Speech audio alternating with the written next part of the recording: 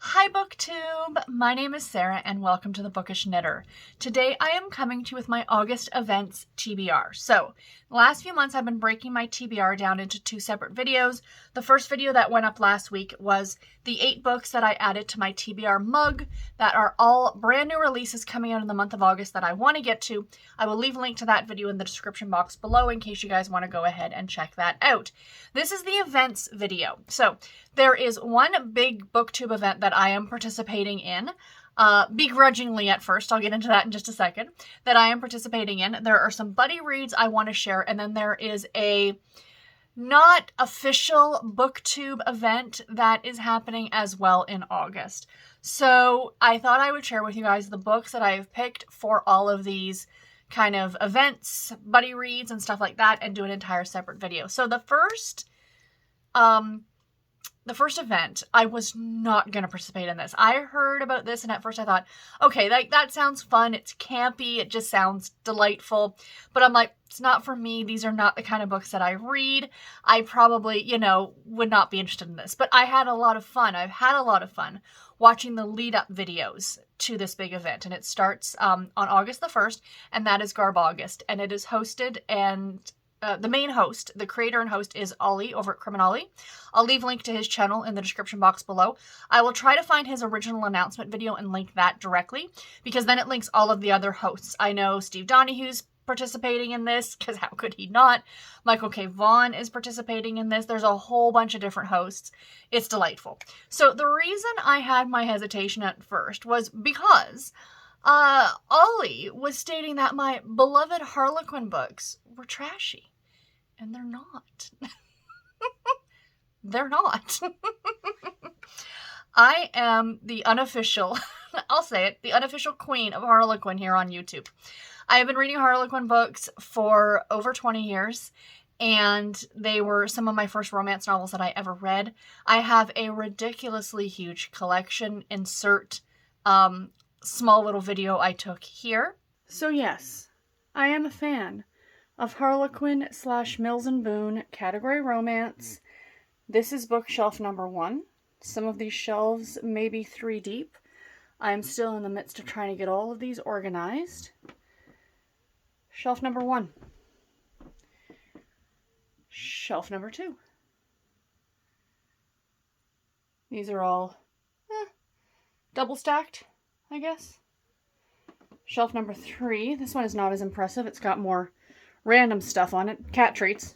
If you got cats, you're going to have cat treats around. 4. All these are double stacked as well. Yeah, I have a small collection of Harlequin, Mills & Boon, and I love them. Yeah, I love these books. And I mean, to the point where for over a year, I was co-host of a podcast with one of my best friends, Bree, called the Categorically Romance Podcast, where we talked all about category romance, talked to the authors of these Harlequin, Mills & Boon books. I actually even work occasionally with Harlequin directly, doing videos for their YouTube channel. So no, I do not believe these books are trashy, and I will be the first person to stand up on a soapbox to say they're not, to say that these are good books. Because they are. I mean, I'm not BSing anything. These are good books. I have reviewed some of these books, and I've read a ridiculous amount of these books. If you look at my July wrap-up video that is coming later this week, my top 5, 3 of the books in my top 5 were Harlequin, Mills & Boon books. So these are not bad books, and even within the romance community, they get a bad rap. So not only are they considered trashy, quote-unquote, to the public in general, but even within the romance reading community, they're considered like the evil stepson. You know what I mean? Like the ones that people read in secret. They read in the, they don't want to share that these books are being read. Whereas I will happily state that I read these and I love these books. However, much like every genre in literature, there are some bad apples, people. There are some bad apples. And there are some books that are trashy. I have read some of them. A lot of them are the older ones, I find, and those are the ones that people are like synonymous with these type of books, that they think, oh, they're always about this, that, or the other thing, and they're kind of trashy, and they're they're sexy books and they're, you know what I mean? Like those are the ones that have the bad rap. The newer ones have gotten a lot better in my opinion, but there still are some bad apples. So I finally decided, all right, let's just participate and have some fun with this. So they have 4 themed weeks. I'm not participating in the themed weeks, but Ollie did up a bingo card of sorts, and there are 14 different prompts on that bingo card. I didn't know how to get a copy of the card. I looked everywhere. I was only able to like get a screenshot of it, and I'm not going to post that or anything like that. I will again direct you to Ollie's video. But he had 14 prompts, and they're hilarious. Like, the prompts are ridiculously hilarious, and I love them.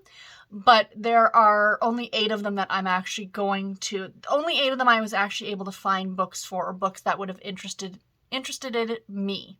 That's a word. That I was interested in. Let's put it that way.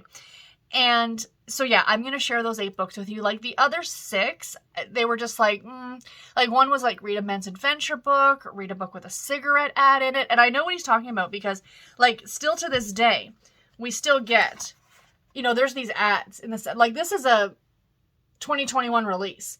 So there are these ads in the center, you know, but I know what he means, that back in the day, there used to be like cigarette ads, like the books that my grandfather would have read, like those old Westerns and stuff like that. So, or my dad, my granddad and stuff. So anyway, let's get into the 8 books that I have picked for Garb August.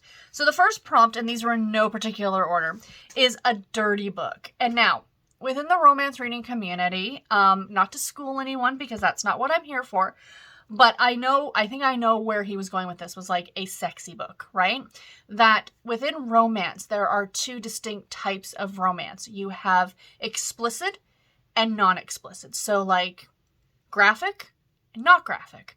Or as I like to refer to it as behind closed doors or with the door wide open.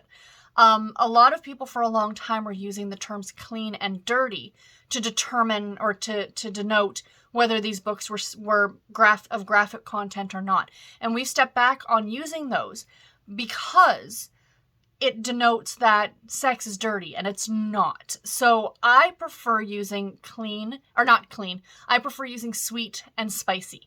So by read a dirty book, I'm going with read a spicy book. And I immediately went to my Blaze books because they are my favorite. These were, up until the Dare line was released by Harlequin and Mills and Boon, the most explicit books you could get from Harlequin.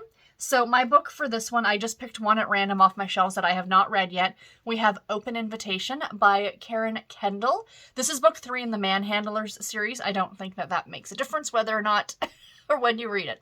And the boots are probably a little dusty and dirty, but we'll go with that. But yeah, this book originally was published in October of 2005. It's number 207 in the Harlequin Blaze series. So yeah, these are so good. Like, these were not only, and I've talked about these books before, but again, I'm not necessarily here to school you, but since you're sitting down to watch this video and you don't know about Harlequin, let me share you my knowledge.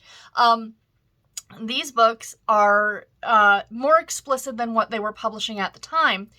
And also, what I loved about them is that they also didn't take themselves too seriously. So that's always a lot of fun. Like, you know, you could tell that the couples were literally enjoying themselves in these. Like, you know, some of them got serious, but the vast majority of them were fun, flirty, sexy, those kind of stories. So yeah, I am very interested and looking forward to this one. This is an author I've not read yet before, so I am excited about that book. The next one is a book from a series that has at least 100 entries. So technically, I could probably use this Blaze novel because this is, like I said, it's number 207 in the Blaze line. But I went with series because I know that there are some seriously long-running series within Harlequin. And one of those series is the Coltons. They have been around for over 20 years. I did do an actual video for the Harlequin website on the Colton books, and I will leave that linked below in case you guys want to see it.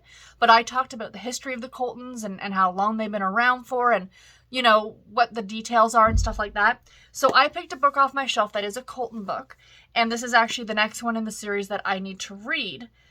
What happened with the Coltons is that you've got the big series of the Coltons, and then branching off from each of those series, you've got little sub-series, if you will. But they're still under the same umbrella, so I'm counting this as part of the big series. So we have Colton's Killer Pursuit by the great Tara Taylor Quinn. I am not saying this book is trash because I'm reading it for Garb August. That's not at all what I'm saying. I talk to Tara Taylor Quinn a lot. She is an awesome, awesome lady. She's a fabulous person. I adore her completely. It just fits the prompt, and it happens to be the next book I need to read in series. So this book is definitely not trash, in my opinion, but I'm really looking forward to it. So for the Colton series, in case you're curious, this is number 127 within the Colton universe, if you will. So yeah, I'm looking forward to this one very, very much.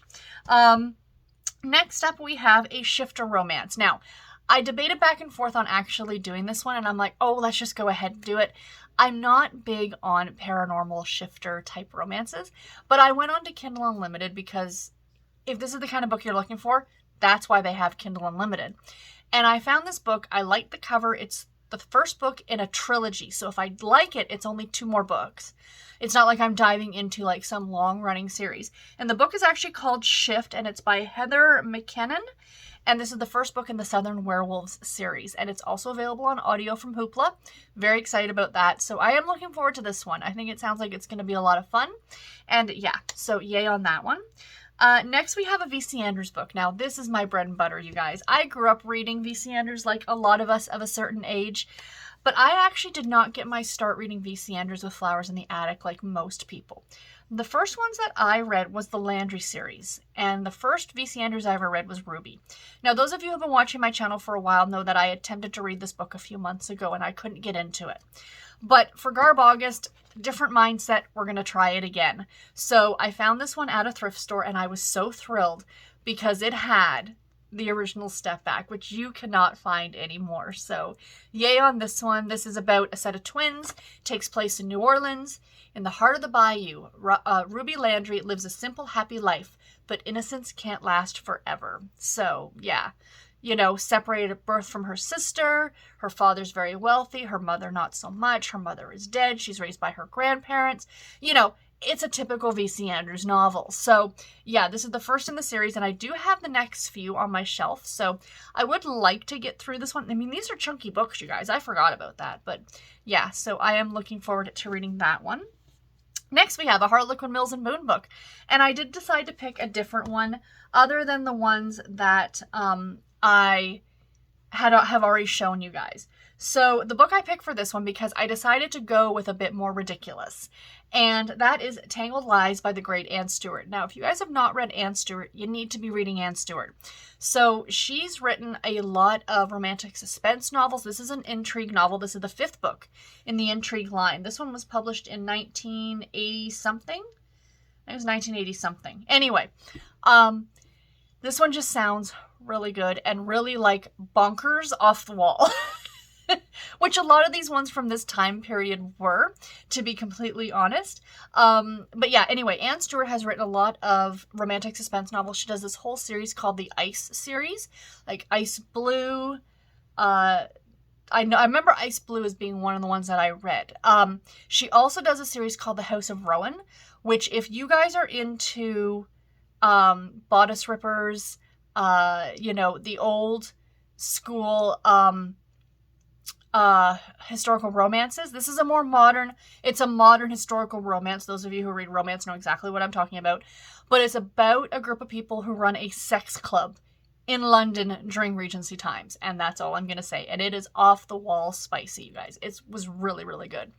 But the reason I've got my hand kind of weirdly covering this is because part of the reason why this is so bonkers. So let me just read the back of the book for you guys. I put a sticky on there so I would know what this was for. She was all caught up in his tangled lies. The porcelain butterflies arrived like clockwork every year on her birthday. Rachel Chandler received gifts postmarked from exotic places all over the world from her brother Emmett, who had been living underground since his implications in a bombing in the late 1960s. After 15 years, Rachel was about to see Emmett again. He had surfaced in Hawaii, and nothing could keep her from going to him. But when they did meet, Rachel knew something was terribly wrong. She hadn't expected to recognize Emmett right away, but she hadn't expected to be attracted to him either. It's her brother. And then just to add extra bonkers to the bonkers that's already...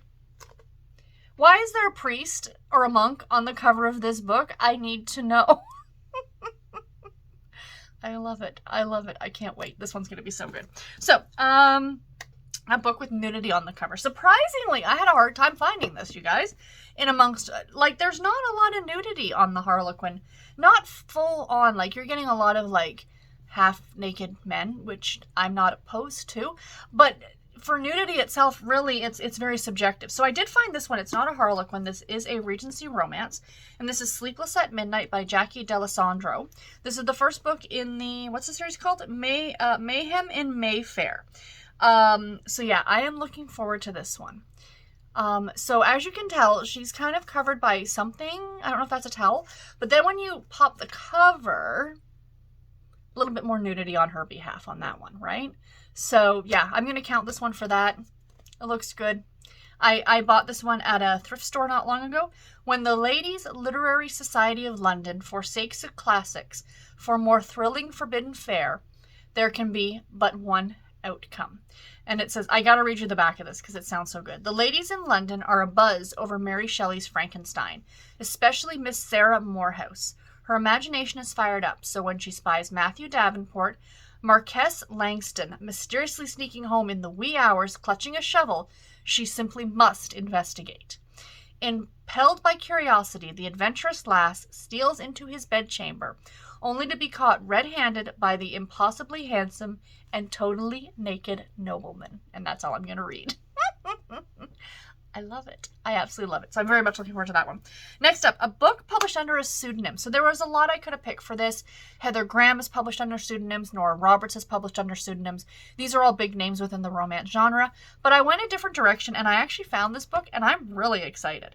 So there have been a lot of men who have written for Harlequin, Mills, and Boon.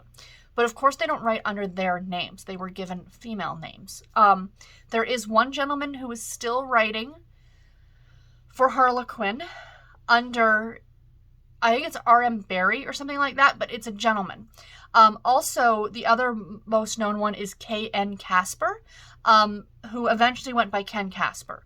But he wrote a lot of the NASCAR books. He wrote a bunch of the NASCAR books, I remember. So, fabulous writer too. He did some great books.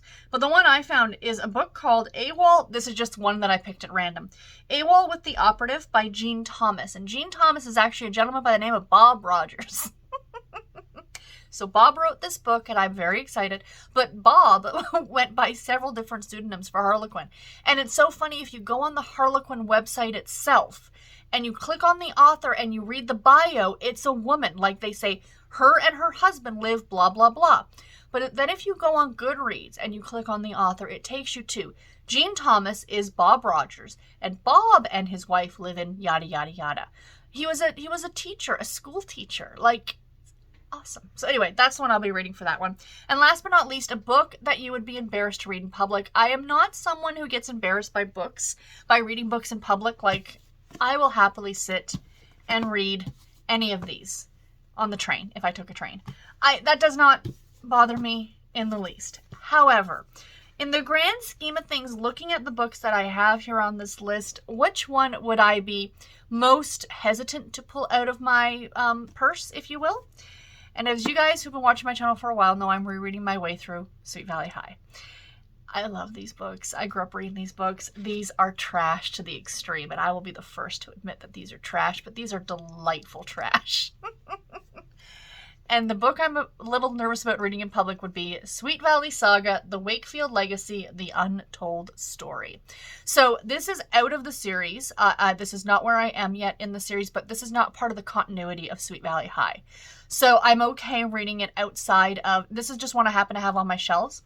Guys, there's a step back on this. Like, look at this. So what this is, for those of you who are unaware, is Sweet Valley High, the Sweet Valley universe or whatever.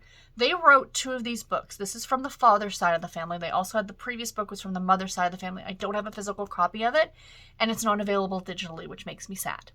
So what they did was, these are essentially their family trees.